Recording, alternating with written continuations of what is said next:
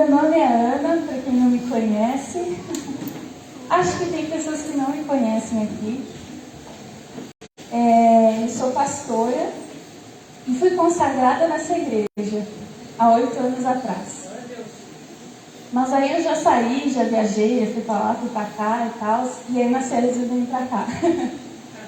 Então eu estou aqui e o pastor Cid nos convidou para ministrar. E eu fui orar, fui dormir, na verdade, e aí eu disse assim: olha, Senhor, se tu quer que eu ministre alguma coisa, fala aí enquanto que eu durmo. E de verdade o Senhor me lembrou de uma palavra que eu já tinha ministrado lá em Santiago. E Deus começou a falar muito forte que eu tinha que vir e trazer essa palavra para você, tá? Os meninos me pediram um título, aí eu disse: pode ser esse, mas eu não tive para falar título. Então religiosidade, como vencer a religiosidade, nesse sentido vai a palavra. E realmente assim, Deus me ensinou muito forte. Vai ser uma palavra um pouco forte, talvez. Aleluia. O Marcelo pediu tapa, né? Então vamos dar o que ele pediu. Mas eu espero que seja uma palavra que Deus fale no coração da gente. Amém? Bom, além de pastora também, para quem não me conhece, eu tenho um canal no Instagram, uma conta bem grande, onde eu falo de Jesus através de desenhos. Tá? Se quiser me seguir lá, pode me seguir. Mas enfim, a grande questão é que faz 2 anos, mais ou menos, onde lá nessa conta do Instagram eu converso com gente de tudo que é igreja. De tudo que é igreja. Gente que já foi na igreja, saiu também, bastante. Gente que gosta de Jesus, mas não gosta da igreja. Tem bastante, né? Então eu acabo conversando muito com essas pessoas sobre como se relacionar com Deus. E esse é o meu objetivo. Essa é a minha missão que Deus tem me dado, bem forte. E escutando vários testemunhos, várias histórias e orando sobre isso, eu descobri que, infelizmente, nós temos uma grande taxa de pessoas que saem da igreja e temos uma grande taxa também de pessoas que estão na igreja, mas estão no piloto automático. Elas não conseguem desenvolver uma relação com Deus. Elas até querem, mas está faltando algo.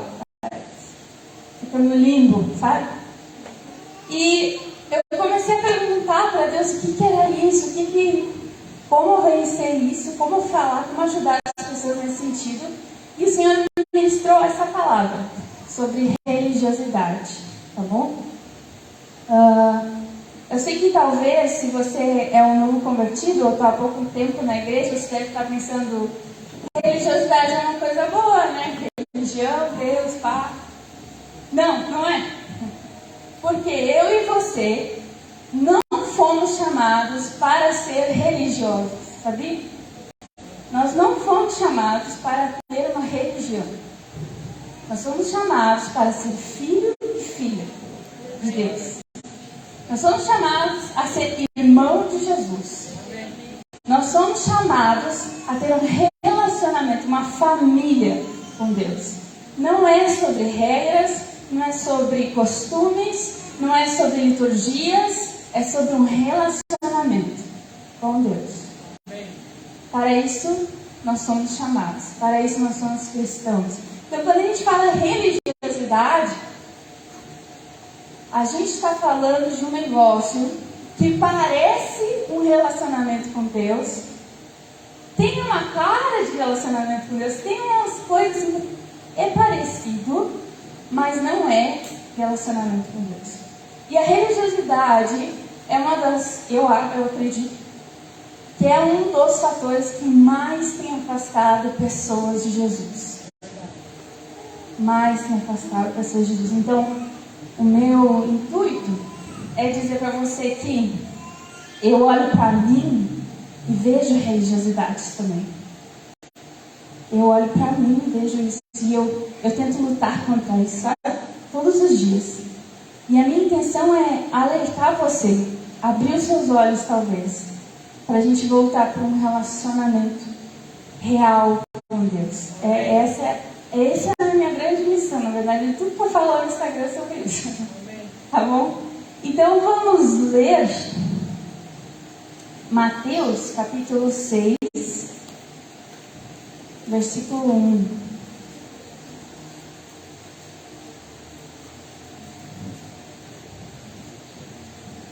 Sabe, muitas vezes, quando vocês vão abrindo, a gente acha que o que mais afasta de Deus, as pessoas de Deus são pecados visíveis, né? Tipo, adultério, alcoolismo, parará, enfim.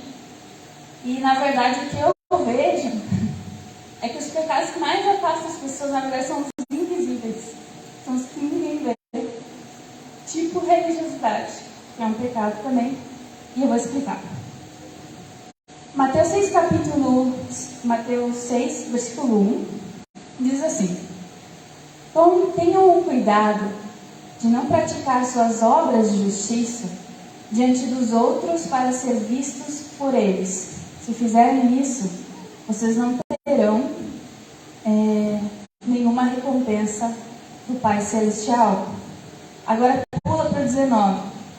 Não acumulem para vocês tesouros na terra, onde a traça e a ferrugem destroem, e onde os ladrões arrombam e furtam. Mas acumulem para vocês tesouros nos céus, onde a traça e a ferrugem não destroem, onde os ladrões não arrombam nem furtam. Pois aí, aonde estiver o seu coração, onde estiver o seu tesouro, aí também estará o seu coração. Muita gente usa esse texto para falar de oferta, né? Mas, na verdade, Jesus, dentro do contexto, está falando sobre uma postura religiosa, tá? Ali no capítulo 1, então, é um resumo. Eu só peguei esse primeiro versículo para a gente não ficar lendo um monte de textos aqui, porque a gente vai ver muito a Bíblia hoje. Mas Jesus repete essa frase assim: faça não para que os outros te vejam fazendo, mas faça em segredo diante de Deus, para Ele. Porque senão você não vai receber nada. E ele vai falar ali naquele capítulo, ele vai falar de oração, ele vai falar de oferta e vai falar de jejum. 3 práticas cristãs muito comuns, certo? Mas ele vai falar que todas essas precisam ser feitas de uma forma não para os outros, não por aparência, senão elas não valem nada. Elas não valem nada. E aí ele continua dizendo assim, porque não é para você acumular coisas nessa terra. Não é para você ficar acumulando prestígio dos outros. Não é para você ficar acumulando a opinião dos outros. Não é para você ficar acumulando aparências. Porque se você ama a terra, você vai colher coisas da terra. Porque se o seu tesouro é essa vida, essa aparência, o que você pode sustentar, o que você pode aparecer para os outros, você vai colher disso. Mas não faça isso. Tenha tesouros no céu. Tenha tesouros só diante de Deus. E esses não vão ser roubados. É isso que Jesus está falando. E Jesus tem esse discurso repetitivamente, assim, demais, para não fazer para os outros. Não ser cristão e não ter as práticas cristãs para mostrar para os outros. E de verdade, a religiosidade, ela é isso. É isso que está escrito nesse texto. É quando a gente aparenta uma conexão com Deus. A gente até ora, até jejua, até oferta, mas não para Ele. Para aparecer. Ou para provar alguma coisa. A religiosidade é um relacionamento, é uma espiritualidade fake com Deus. É basicamente isso. É quando a gente finge ser algo que não é real. A palavra de Deus, ela nos incentiva a ser real. A ter um relacionamento com Deus ser tão profundo que aquilo que está dentro de você, daí sim ele aparece externamente. Mas o que aparece externamente não pode ser a tua conexão com Deus.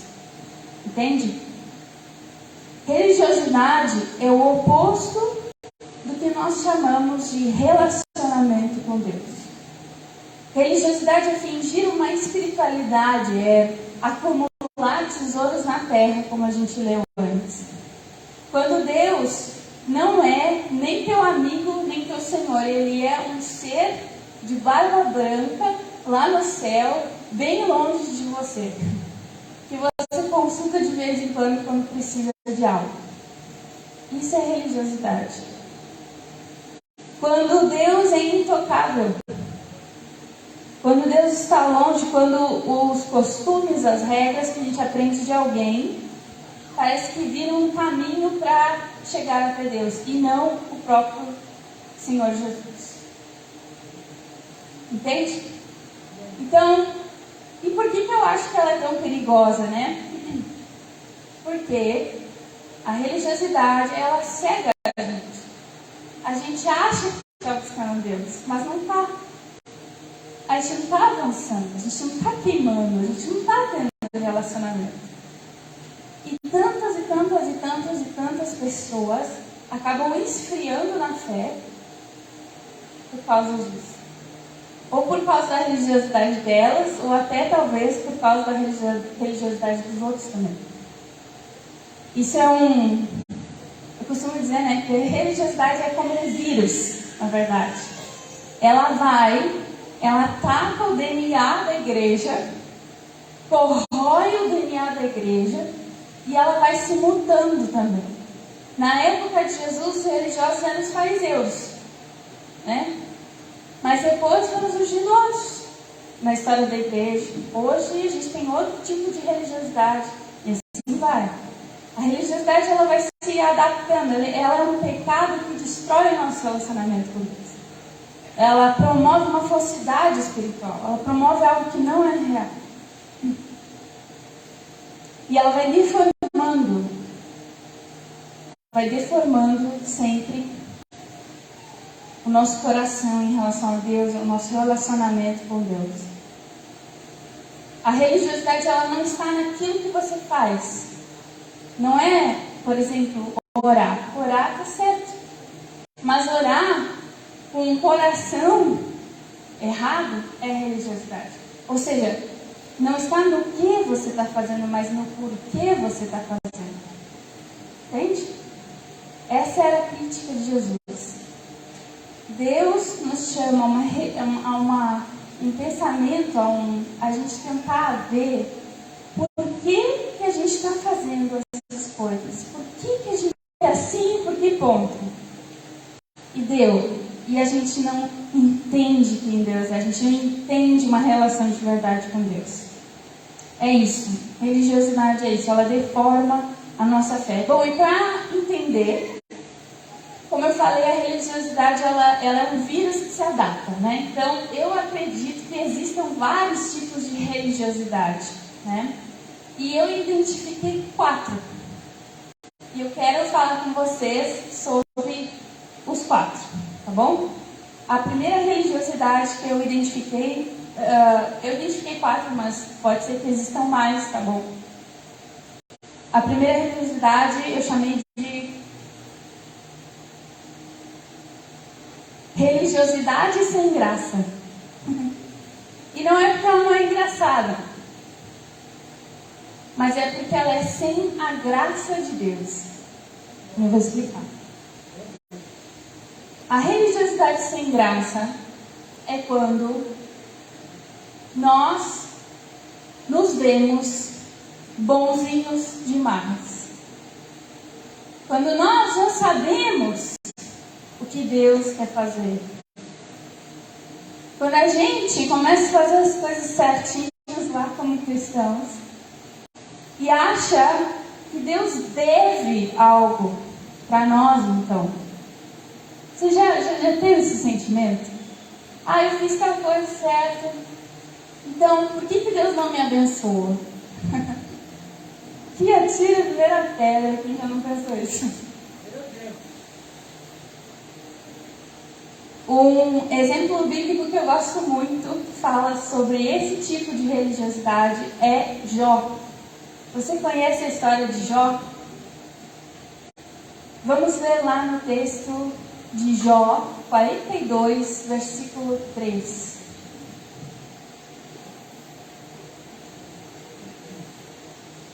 Jó 42, versículo 3. Nossa, estou com muito calor aqui.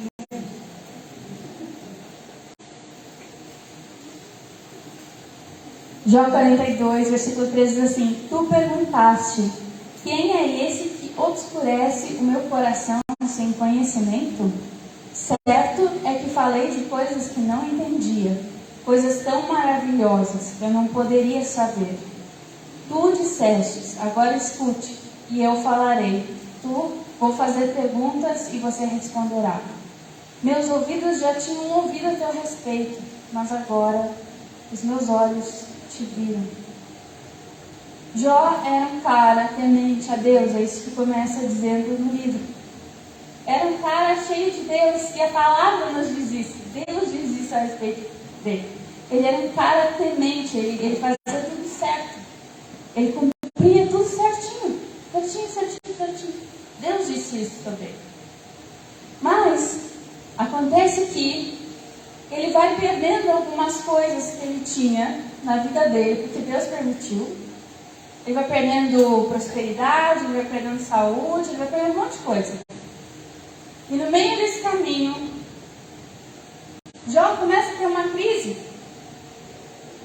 Porque para ele, relacionamento com Deus era fazer as coisas certo, com temor, com medo de Deus, e aí Deus ia me abençoar. Esse era o sistema de Jó. Assim ele pensava, assim ele agia, assim ele vivia. Vou fazer, porque senão Deus vai tirar um raio na minha cabeça. Mas ele fez tudo certo. A palavra diz que ele fez tudo certo. E mesmo assim, coisas ruins aconteceram com ele. E aí? Esse livro confronta muitos cristãos. É ou não é? Sabe por quê? Porque a gente é religioso. E nem Jó era.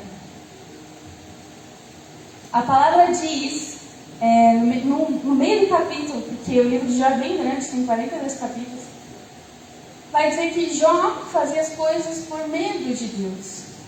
Ele fazia os sacrifícios lá porque tinha medo de Deus.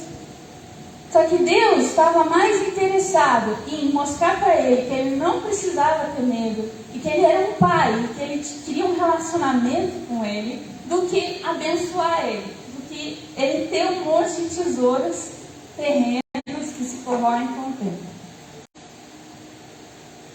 Então Deus permite tudo aquilo, e no final do livro de Jó, ele fala isso.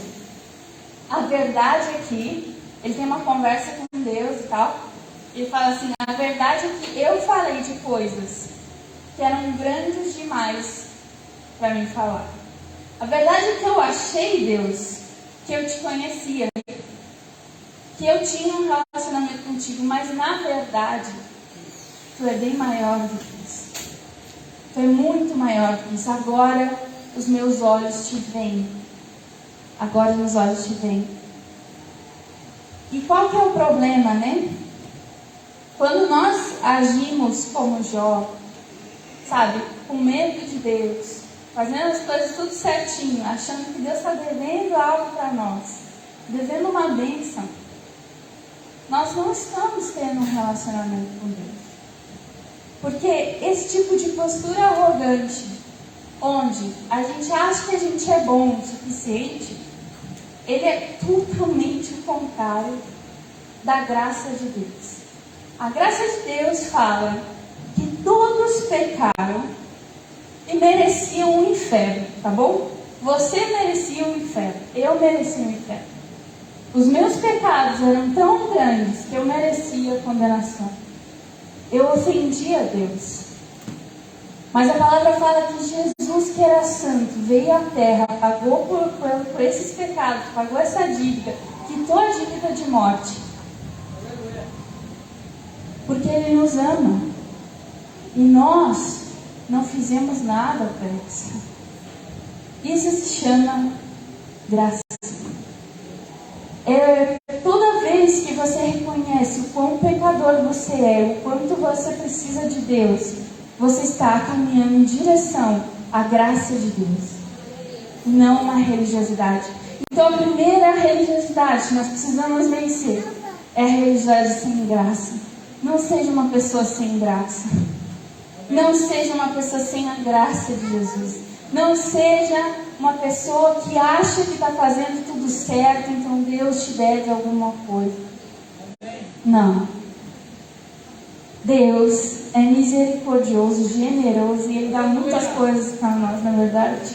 Ele é um Pai muito bom. A palavra fala que se nós que somos pais ruins damos coisas boas aos nossos filhos, tanto mais o Senhor nos dará o Espírito Santo. É o melhor presente. O Senhor nos dá presentes bons. Mas nós precisamos reconhecer, para ter um relacionamento de verdade com Deus, nós somos pequenos.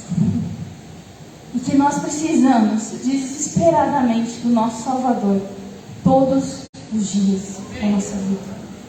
Todos os dias. Quando nós pensamos que nós somos bons demais, que nós merecemos mais, que Deus está sendo injusto, esses pensamentos são sinais de que essa religiosidade está rodeando o nosso coração. Sabe o que é Jó? Quando nós fazemos tudo certo e achamos que Deus está fazendo incorreto com nós, sendo injusto com nós estamos nos igualando a Deus. Sabia disso? Nós estamos tentando fazer o que Adão e Eva fizeram lá, tentando ser Deus. Quando na verdade, vamos ser sinceros, a gente é bem bobo, bem pequeno, né? E bem suscetível ao pecado, na verdade.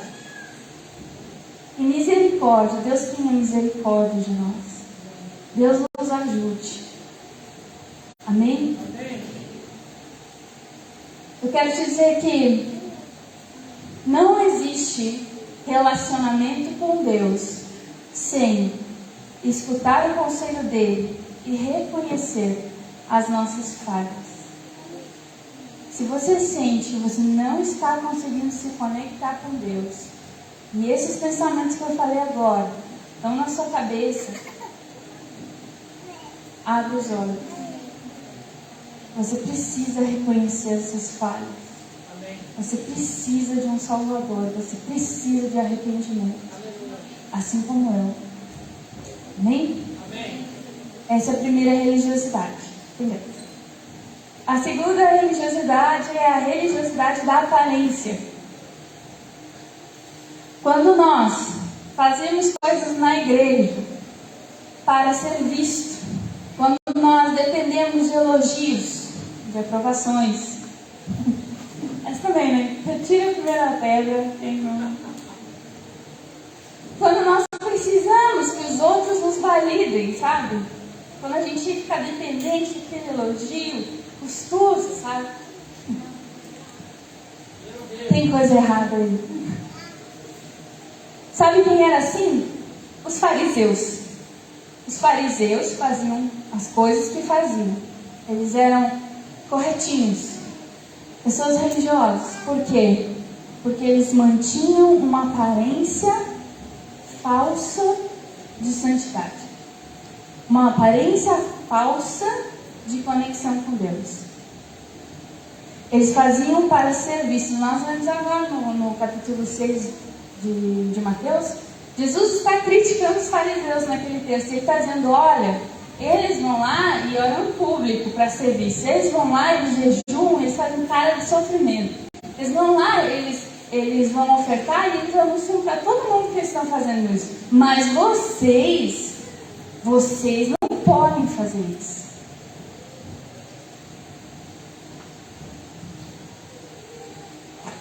Pessoas com religiosidade de aparência, quando a gente está com essa religiosidade, a gente se preocupa demais com a terra. A gente geralmente é uma pessoa na igreja e outra em casa.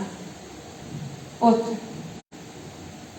Quando a gente depende demais de elogios, também acontece que a gente acaba se tornando o santo da conversa e o primeiro a julgar o pecado do outro. Isso acontece muito. E lá em Mateus 23, no versículo 27, diz assim: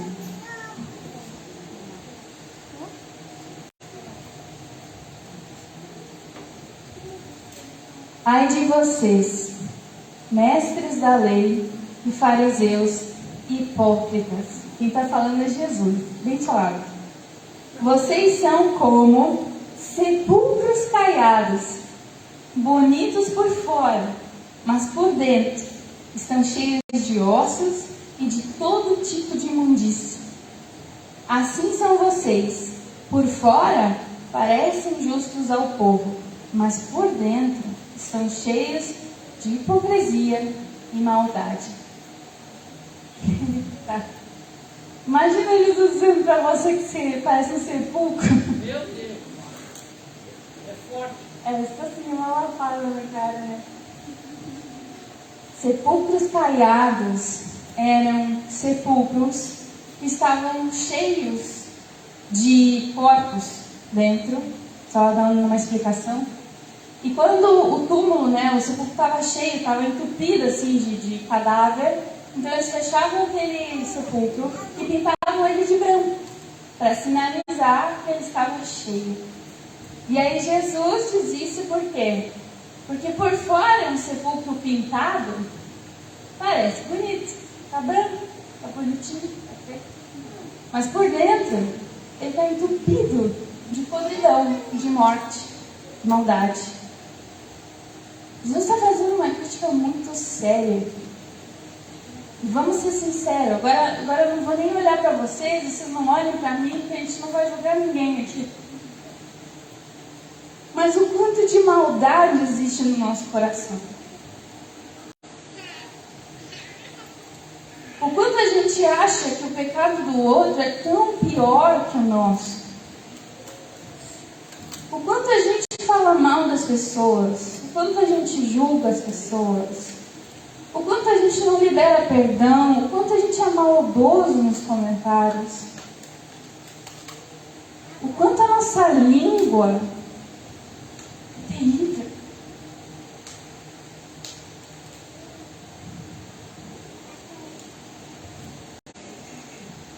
O Senhor não quer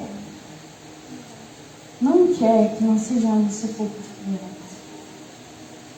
O Senhor não quer que a gente venha domingo após domingo na igreja para ostentar algo que a gente não é. E pior, julgar o outro, apontar para o outro, sem antes ver o nosso. Jesus não deseja isso para nós. Mas é muito difícil ficar sem essas coisas, é muito difícil eu acertar em tudo isso. Eu sei bem. Mas sabe o que é? A palavra diz que o Espírito Santo que mora em nós, ele tem um lavar regenerador sobre nós. Aleluia! Dia após dia, ele está lavando com a água viva dele, transformando o nosso coração e levando a gente ao arrependimento. A gente volta para a religiosidade antes da sem graça. Nós somos pecadores e precisamos de um Salvador. Amém. Mesmo depois de convertidos. Amém. Porque todos os dias a maldade bate no nosso coração, na porta do nosso coração, tentando entrar. Ou tentando sair. Mas o Espírito Santo está dentro de nós para nos ajudar a parar com isso. Amém. Nós não podemos ser uma igreja de fofoqueiros, irmãos. Amém. Não podemos ser uma igreja de comentários maldosos. Não podemos. Eu não quero isso. Eu quero chegar no final e Jesus dizer assim: Ana, como é que tu cuidou da minha igreja? Eu vou dizer assim: Senhor, eu tentei de tudo para levar ela santa, pura e imaculada para ti. Pecados invisíveis que a gente esquece. Não viva de aparência. Para finalizar esse ponto, não existe relacionamento com Deus quando ou usamos para aparecer, ou para ter poder ou influência. Não existe. Se nós usamos Deus dessa forma, nós somos religiosos e falta relacionamento. Amém? Terceira religiosidade. Religiosidade dos acumuladores. Eita Jesus.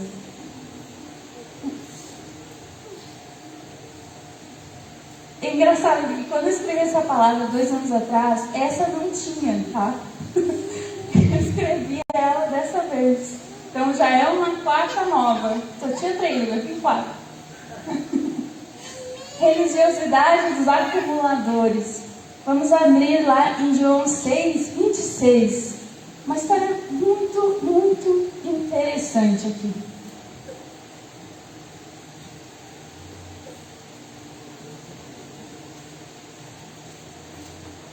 João 6, 26.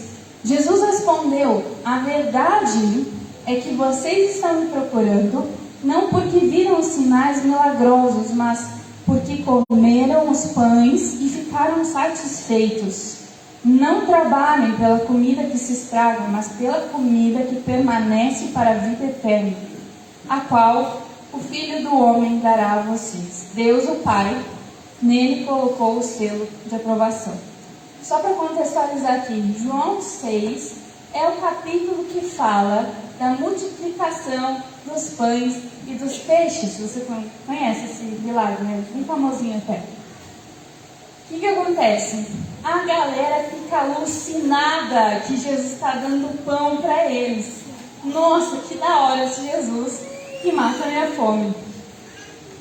E aí Jesus faz um milagre, né? Acaba o milagre. Aí ele manda os discípulos ir para o mar, aí depois ele caminha para o mar e tal. Você pode ler isso aí no texto.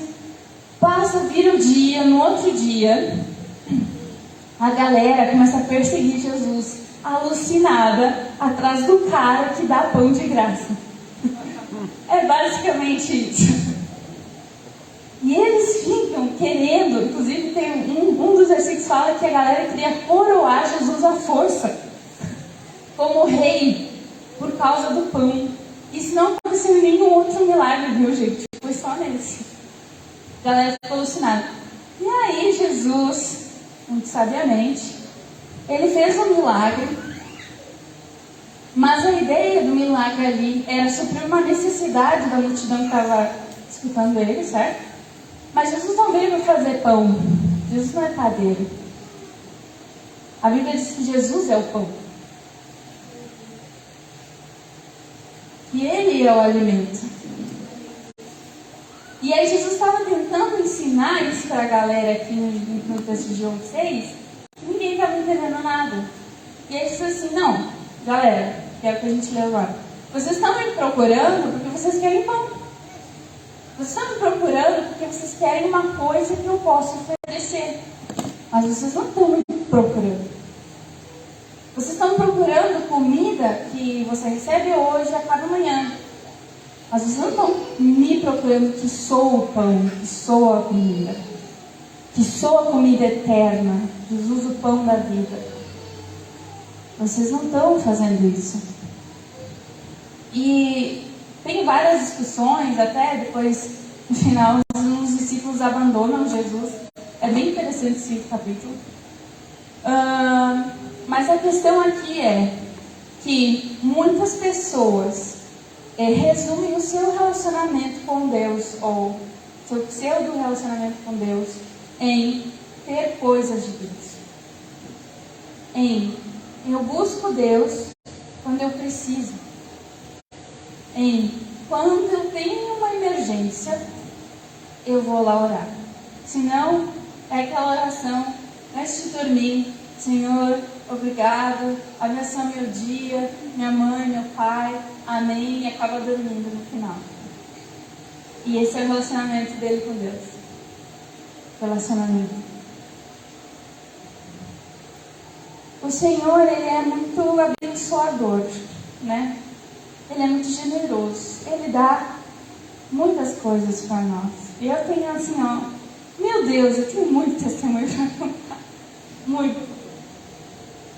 Mas se nós buscamos o Senhor só pelas coisas que Ele tem para dar, nós não passamos de interesseiros. Você quer Deus ou você quer usar Deus? Tá vendo? Mas sendo bem sincera, acho que todo mundo quando vem para a igreja vem para pedir uma oração, alguma coisa que precisa. Essa é a verdade, né? Tudo bem. Às vezes você vai vir orar e vai estar clamando por um negócio, vai estar clamando por um negócio que você precisa. Mas que o seu relacionamento com Deus não seja só isso. Seja muito mais. Muito mais do que as bênçãos que Deus pode dar. Isso não é conexão com Deus. Isso é só usar Deus. Isso é acumular. Acumular coisas que se perdem. Essa religiosidade, ela pensa assim, a gente acaba pensando assim, o que Deus pode fazer por mim? O que eu preciso? O que eu quero? E pior, essa religiosidade ela é tão forte que parece que a gente vai para a igreja com esse pensamento e a gente vai só preocupado em receber. Que miserável é a vida de um cristão que vai na igreja só para receber. Você foi feito para compartilhar, para dar, para transbordar daquilo que Deus tem feito em você. Você vem na igreja para servir, para multiplicar aquilo que Deus tem dado para você na vida do seu irmão. Por isso nós somos igreja, por isso nós congregamos, porque nós precisamos uns dos outros, sendo generosos, compartilhando.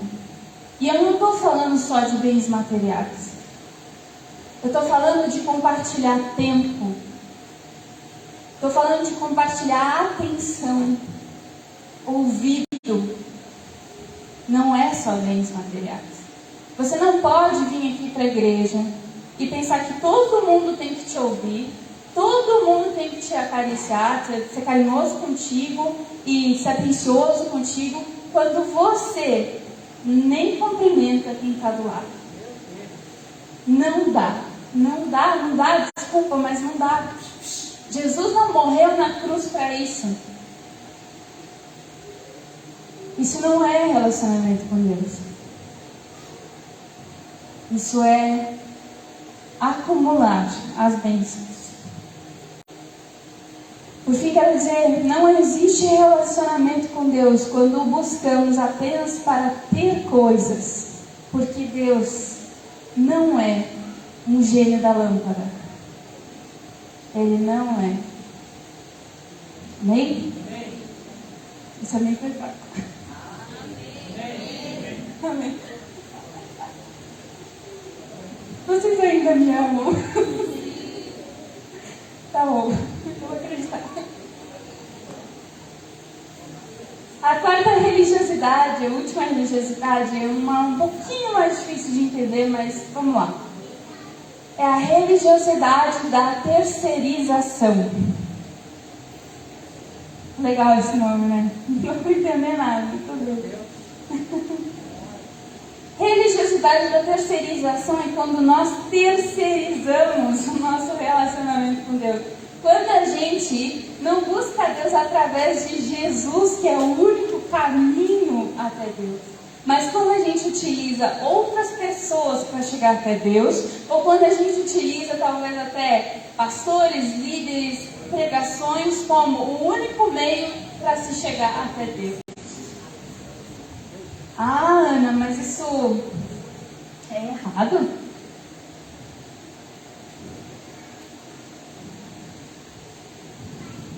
O exemplo bíblico está em Êxodo 20. Êxodo 20, do 19 em diante. Diz assim. Uma água de novo.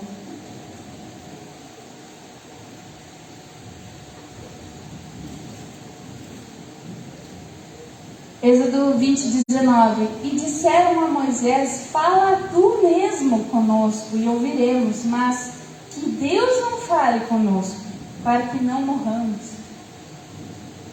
Moisés disse ao povo: não tenham medo, Deus veio prová-los para que o temor de Deus esteja em vocês e os livre de pecado. Mas o povo permaneceu à distância, ao passo que Moisés aproximou-se da nuvem escura em que Deus se encontrava. Esse texto, ele está poeticamente escrito numa música do Morada. Como é que é? É tudo sobre você, tá? Aquela música, se você não sabe, fala deste texto, tá? O que é? Deus, pela primeira vez, lá no deserto, lá com o povo dele, povo amigão, povo parça dele lá no deserto, ele estava dizendo assim: galera, pela primeira vez eu vou me mostrar a vocês, eu quero que vocês me vejam, quero que vocês sintam a minha presença. Então, bora jejuar, bora se consagrar, beleza. E eles até fizeram e tal. Quando chegou o dia fatídico disso acontecer, a palavra fala que Deus veio sobre uma montanha. E essa montanha era pura fumaça e trovão, um negócio muito doido, muito louco. E a galera viu aquilo e ficou com medo. E aí eles disseram assim para Moisés: faz o seguinte, a gente não está afim de subir, a gente está meio com medo. Então sobe tu. Vai lá falar com Deus e depois traz o recado para nós. Faz assim. E o que o povo estava fazendo? Eles estavam terceirizando a relação deles, que era para ser eles e Deus, com Moisés e Deus. Então, agora Moisés era o caminho até Deus. Entende? Isso era o que Deus queria? Não. Deus não queria isso. E esse tipo de religiosidade no povo de Deus fez com que eles fizessem muita besteira depois disso. Inclusive um bezerro de ouro. Mas ao contrário do que você pense, eles não estavam fazendo um bezerro de ouro para substituir Deus. Eles estavam fazendo um bezerro de ouro para substituir Moisés, que tinha sumido lá no monte. O caminho até Deus havia se perdido. Então eu precisava de outra coisa para chegar até Deus. E nós fazemos a mesma coisa.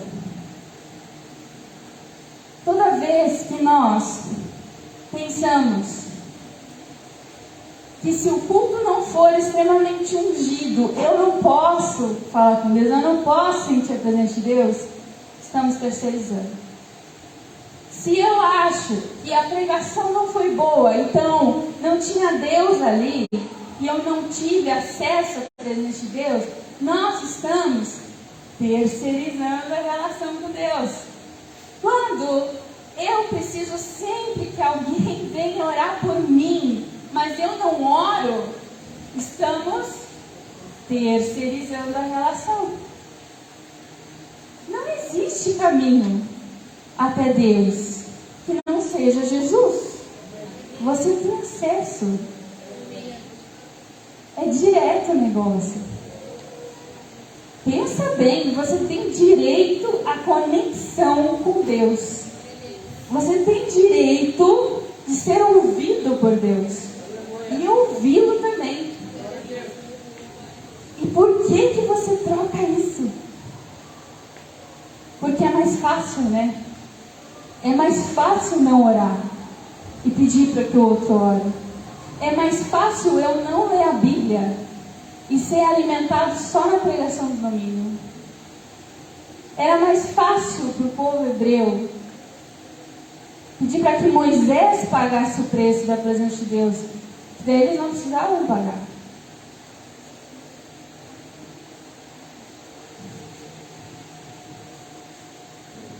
Cuidado com as comodidades. Seguir a Deus é uma aventura muito doida, mas é um tesouro incalculável. Quantos estão dispostos a dedicar a vida por esse tesouro? Você não precisa de outros. Ana, mas você está dizendo então que eu não preciso receber oração, que eu não preciso estar a palavra, que eu não preciso congregar na igreja, não sei o que, não. Tudo isso é bênção, tudo isso adiciona, sabe? Ajuda. Vai ter aquele dia que você vai estar meio mal, que você vai precisar da oração. Vai precisar. Quantas vezes isso aconteceu comigo? Mas que a sua relação com Deus não dependa só da fé dos outros. Entende? Não foi para isso que o Senhor te fez. Não foi.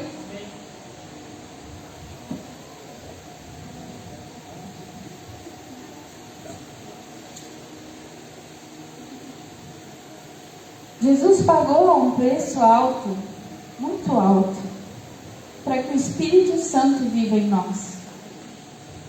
Sabia que um dos nomes de Jesus significa Deus conosco? Deus em nós?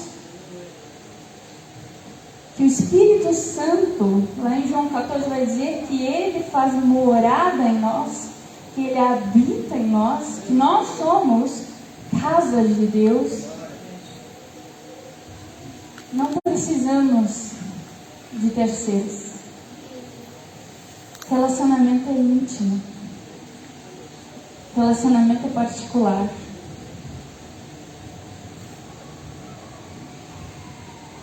Quero finalizar esse ponto e dizer para você: não existe relacionamento com Deus sem intimidade. Não podemos terceirizar. Não podemos. E agora que a gente finalizou as 4 religiosidades, vamos lá. Religiosidade sem graça. Quando a gente não depende da graça de Deus, se acha muito certo. Religiosidade de aparência, quando a gente faz as coisas para aparentar. Religiosidade dos acumuladores, quando a gente só busca Deus para ter coisas. E religiosidade da terceirização, quando sempre precisamos de um terceiro para chegar até Deus.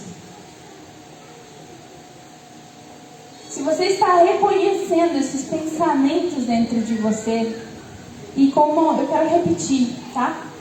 Eu também preciso lutar com isso diariamente.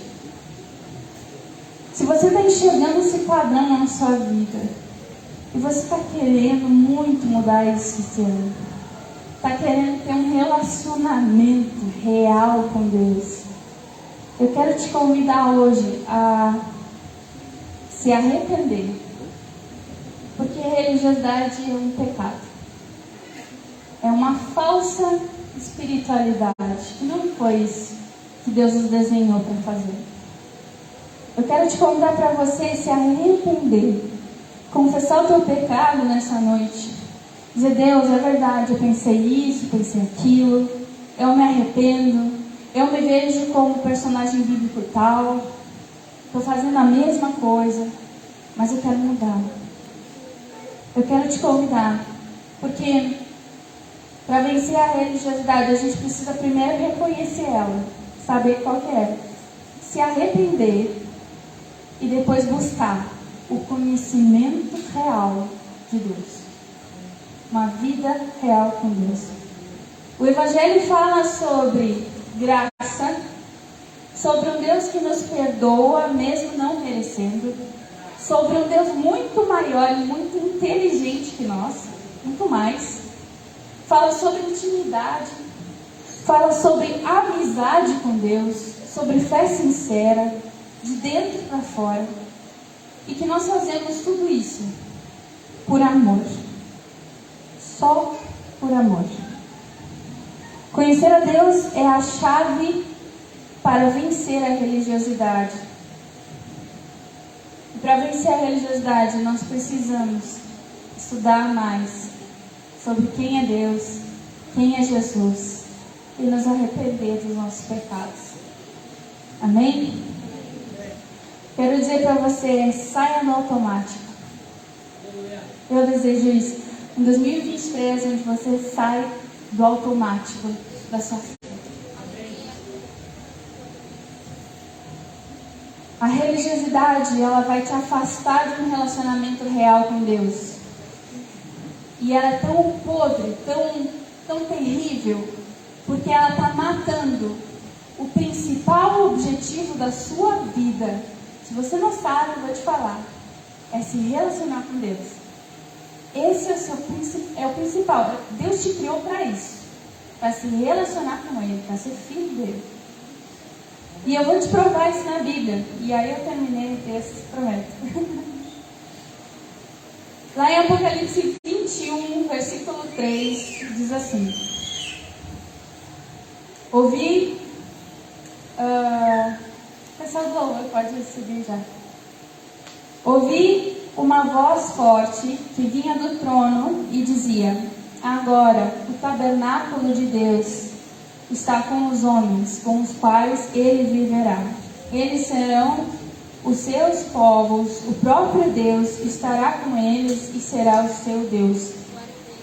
Esse texto, meus queridos irmãos, ele está no final da Bíblia, no penúltimo capítulo da Bíblia. Ali fala, no 20, vai falar sobre o julgamento de todas as coisas, sobre o encerramento da morte, do pecado, barará, final de tudo. E depois, no 21, começa a falar do recomeço de tudo. O Senhor diz: eis que farei novos céus e nova terra. E aí segue o texto e ele diz: então eu vou habitar com eles, eles serão meu povo, eu estarei com eles. A Bíblia começa com uma família num jardim que tinha um relacionamento lindo com Deus, verdadeiro, sincero. E aí veio o pecado e destruiu tudo. Mas eu quero te dizer, a história não termina nisso. A palavra nos ensina que Jesus vai voltar. Vai. Nós vamos morar para sempre com Ele. E para isso nós fizemos. E aí acabou a Bíblia, mas começou o melhor tempo de todos.